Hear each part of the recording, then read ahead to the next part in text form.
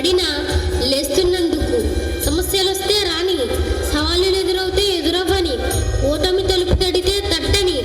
నిలుద్దాం, పోరాడదాం, గెలుద్దాం. లేచి నిలబడు, ధైర్యంగా ఉండు. నీ భవిష్యత్తుకు నీవే బాధ్యుడివి. నీకు కావాల్సిన శక్తి, బలము అన్నీ నీలోనే ఉన్నాయి. లేవండి, మేల్కోండి.